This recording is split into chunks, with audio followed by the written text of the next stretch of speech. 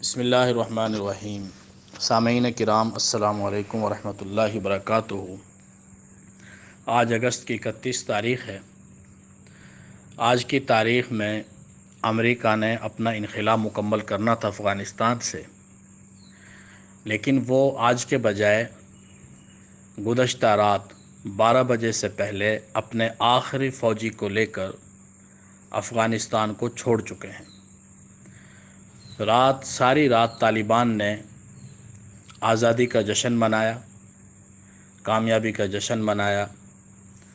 پورے کابل میں ہوائی فائرنگ کی گئی، جیت کا جشن، کامیابی کا جشن، اور اللہ رب العزت کی مدد اور نصرت سے جو ایک انسانی تاریخ کی عظیم ترین کامیابی حاصل ہوئی، اس کو انہوں نے اپنے طریقے سے، مجاہدانہ طریقے سے اور اپنی فتح کے شایان نشان منانے کا عزم کیا۔ آج کے دن میں افغانستان میں دمبے، بکرے، چھترے بڑے پیمانے پر دعوتیں کی جا رہی ہیں۔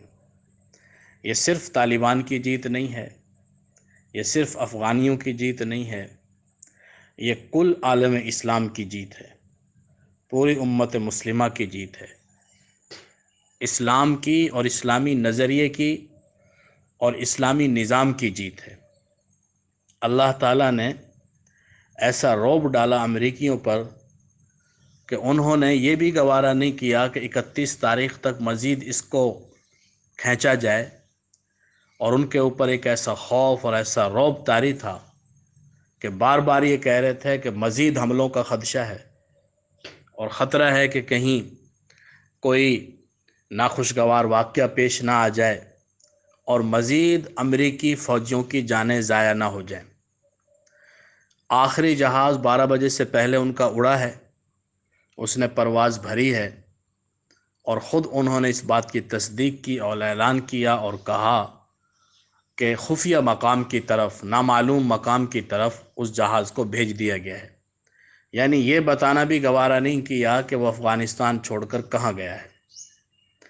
افغانستان کی یہ جیت، طالبان کی یہ جیت، امت مسلمہ کی یہ جیت، کفر کے دل میں ایک کانٹا ہے جو ہمیشہ ان کے دل میں چبھتا رہے گا۔ لیکن افسوس ہے ہمیں ان لوگوں پر کہ جو مسلمان ہونے کے باوجود ابھی تک اس بات کا یقین نہیں کر پا رہے کہ نہتے لوگ، غیر مسلح لوگ اور تھوڑی سی تعداد پر جو مشتمل تھے وہ لوگ اتنی بڑی بڑی طاقتوں پر کیسے غالب آ گئے، اور اگر غلبے کو مان بھی لیا ہے کسی درجے میں نہ چاہتے ہوئے، تو آئندہ کے لیے شکوک و شبہات دلوں میں پیدا کیے جا رہے۔ نظام حکومت کیسے چلے گا؟ داعش کا خطرہ ہے، داعش وہاں پر پنپ چکی ہے، وہ طالبان کے لیے ایک بہت بڑا خطرہ ہے۔ کبھی کہتے ہیں کہ پنجشیر کے اندر جو مزاحمت کرنے والے لوگ ہیں وہ بہت بڑا خطرہ ہیں، تاجکستان سے ان کو مدد مل سکتی ہے، اور غیر ملکی اداروں سے انہوں نے مدد کی اپیل کی ہے، اور وہاں سے ایک چنگاری بھڑک سکتی ہے۔ جن مردان قلندر نے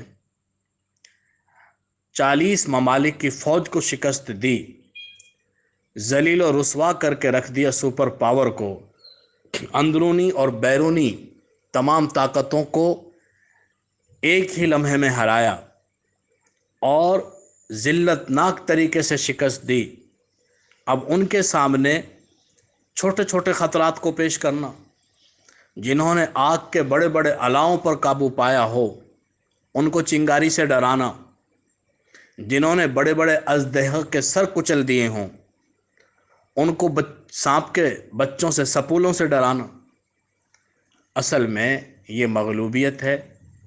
یہ باتیں وہ لوگ کرتے ہیں جو مغرب سے مرعوب ہیں اور جو غلام رہنے کو ہی پسند کرتے ہیں۔ اللہ تعالی ہمیں صحیح معنوں میں سمجھ نصیب فرمائے، اور اس جیت کو اور اس کامیابی کو اسی تناظر میں دیکھنے کی توفیق عطا فرمائے جس تناظر میں اللہ تعالیٰ نے یہ ہمیں عطا فرمائی ہے۔